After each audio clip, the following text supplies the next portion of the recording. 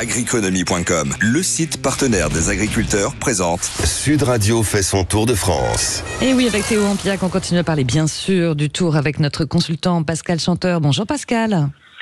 Bonjour à toutes et tous. Bonjour Pascal. Alors hier, Pogačar qui gagne une 5e victoire d'étape. Finalement, peut-être sans le vouloir, parce qu'il a réussi à profiter du train de la Soudal Quick-Step pour emmener son leader Remco Evenepoel. Donc une victoire peut-être sans le vouloir de Tadej Pogačar. Oui, clairement, Vingegaard lui a offert cette victoire sur un plateau d'argent. Vingegaard s'est battu pour préserver sa place de deuxième et prendre de l'avance sur Evenepoel, chose qu'il a pu réaliser parce que Evenepoel a craqué dans le dernier col, dans le col de la Couillole, et Vingegaard a pu reprendre quelques dizaines de secondes qui lui permettent quand même de voir un peu plus clair aujourd'hui pour le contre-la-montre.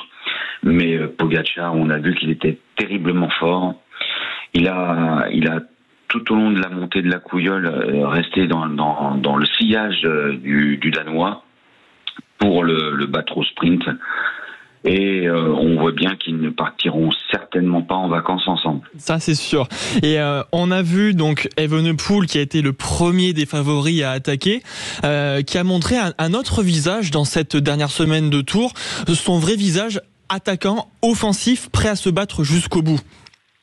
Oui, on pensait que Evenepoel jouait le podium, mais son instinct voulait que s'il y a une possibilité de pouvoir gratter quelques places, eh ben il n'hésiterait pas. Il a essayé hier, ça a joué contre lui, mais sachez que le jour où il n'aura pas cette défaillance, eh bien, on pourra compter sur lui pour une victoire certainement finale dans un grand tour. Chose qu'il a déjà faite au Tour d'Espagne, mais le Tour de France, c'est encore autre chose. Mais il est très jeune, c'est son premier Tour de France, donc il a démontré de très très belles choses. Et c'est sûr, et surtout premier podium sur un Tour de France, pour l'équipe de Patrick Lefevere. Et aujourd'hui, donc dernière étape avec un contre-la-montre où Evenepoel est le champion du monde en titre. Est-ce que il peut reprendre du temps, beaucoup de temps, ces 3 minutes qui lui manquent par rapport à Vingegaard? Alors, Evenepoel, c'est un spécialiste. Il est champion du monde en titre. Le contre-la-montre est très très dur par rapport à ce qu'on a pu voir hier. On peut dire quand même que Vingegaard finit quand même un peu mieux que Evenepoel. Donc, je tenterai de dire que normalement, Vingegaard devrait être devant lui.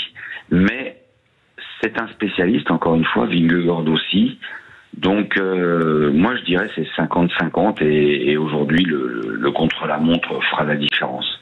Merci beaucoup Pascal Chanteur et merci Théo. On vous retrouve tout à l'heure dans le journal des sports, bien sûr, à 9h moins 10. Merci à vous deux. Sud Radio fait son tour de France.